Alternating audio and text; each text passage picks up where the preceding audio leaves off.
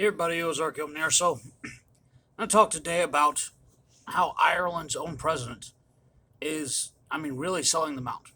I would encourage you, please share this video because this is a trouble that's facing ethnically European people and our diaspora around the entire earth right now, and all of our Western countries, all the Western people of the Western nations. And any of us who speak up for our own interests, ethnically, culturally, in our own countries that we founded, that our ancestors founded, inhabited, built, created, it's deemed hate and white supremacy. If you have any, again, like any other people in their own countries around the entire earth, where it's completely encouraged by the same people who disparage us. As you see here, Ireland's own president on St. Patrick's Day, on their most important cultural national holiday, is calling for the ethnic erasure of his own people and shaming his own people, calling it racism if they criticize mass migration in their country. There are only 5 million people, Irish people, in the nation of Ireland. They have fought against foreign occupation for hundreds upon hundreds of years. Many in Britain would, see various aspects and angles of this, and Ireland and Northern Ireland as well, which is not Britain but is part of UK and Northern Ireland. A lot of it comes down to Irish, Catholic versus Irish Protestant in the north. But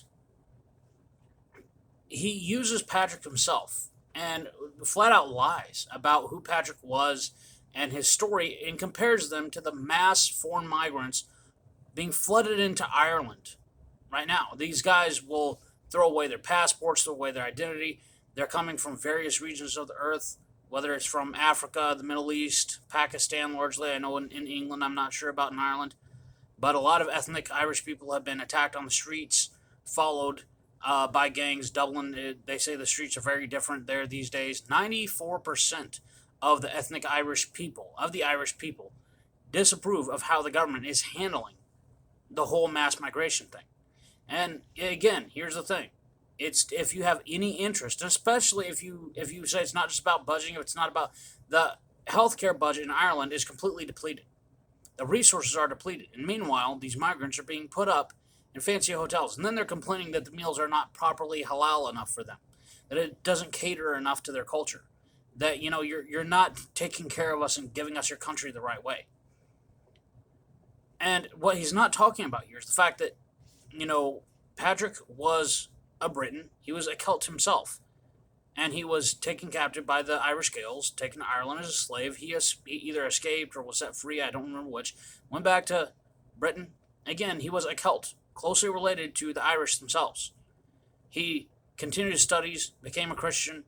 He became an evangelist, and then he went back to Ireland and presented his faith. And this is the true history, not the, legends and all that, driving the snakes out and everything that was made up hundreds of years later. He presented the Christian faith to the leaders of Ireland, the King of Ireland, and would have been the Druid priest class. They had all cultural control over everything religious, spiritual, and judicial. In other words, they were the judge, the jury, everything. The Druids were very, very powerful. They would have had to have agreed to Christianity, by the way. So he was not a migrant. He was an evangelist. He went there to present something, and he met with the leadership of Ireland. That is not at all a migrant, and also given the fact that they were both European peoples, closely related European peoples.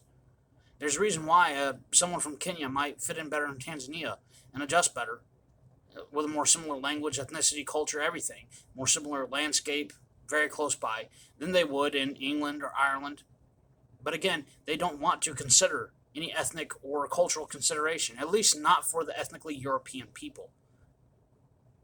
He's calling for his own people to be mass wiped out. And Ireland, and this is the EU pushing this, by the way, the cost of joining the EU, European Union. And I'm making some of these points very clear here especially for the American audience, some people around the world who would not understand this, especially for our European diaspora. Because it's something that's happening to the ethnically European people in all our nations, the Western people in all our nations around the earth. America, Canada, Australia, New Zealand, everywhere. We are not, it's something that already happened. It is happening to South Africans. Because if we speak up ethnically or culturally for our own interest, again, this is deemed white supremacy by the Western powers themselves, by our own governments. really by the powerful international interests. And if we're ethnically cleansed from our own communities, our own towns, if we have negative effects from diversity, when there were Muslim grooming gangs in England, the police not only ignored the victims because they were ethnically British, they were targeted by these Muslim grooming gangs because they were British, these girls were, and they were assaulted. Tens of thousands. And the police, at minimum, and the police ignored them because they were afraid of being called racist. In fact, they even threatened to call the victims racist. I'm not making this up. You can go ahead and look this up. They hid this for years. And when crime goes through the roof, when there's not cultural assimilation, you change the people, you will change the culture. It's inevitable. Demographics is destiny. They may form some type of new, different subculture, hybridized culture, or whatever of their own. Same thing in America.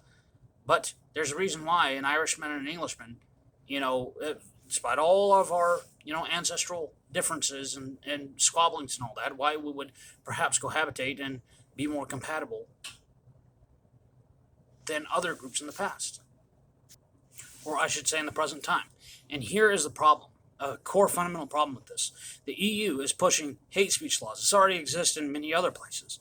But Ireland, being fairly homogenous, has not done this to their own people up until this point. But again, only tiny island, only 5 million people that are the ancient, highly homogenous people, native people of that island. And very, very small scale, perhaps migration of other ethnically similar people, of other Celts, the Britons, the Picts, the Norse, again, different but related peoples on small scale migrations throughout thousands of years of the past. And by the way, it wasn't always peaceful for the Irish either when these things happened. Hundreds and hundreds of years of conflicts from similar peoples that still rage on today.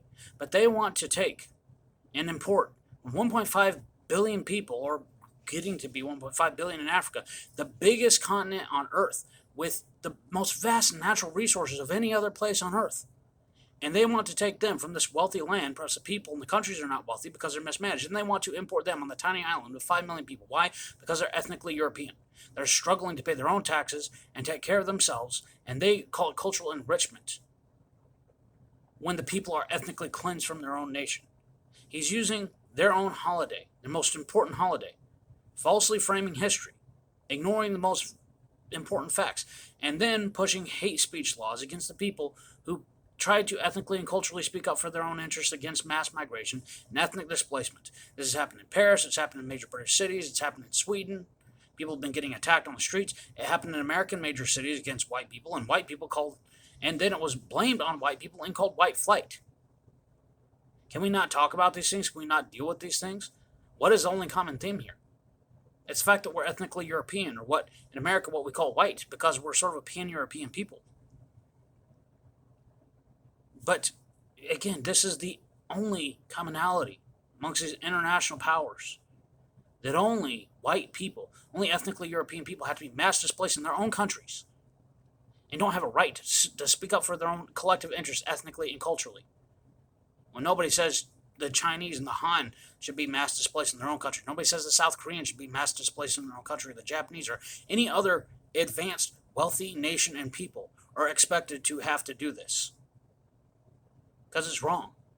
Other nations have been mismanaged and displaced, and the same Western international powers and central banks who would want to destabilize these poor countries and want to use that to mass displace ethnically European people and Western people in our own countries. Why? Well, it's not to increase our freedom. It's not to help us out. It's always at our detriment. And then they call the working and middle class people who actually have to deal with the consequences of diversity and get ethnically displaced in their own communities and countries. And then they want to call us hate, and then they call it white supremacy. Anything predominant diversity only means less white. We're only 8% of the world's population around the world. It used to be 30, we're 8. Diversity only ever means less white. Anything predominantly white is deemed white supremacy.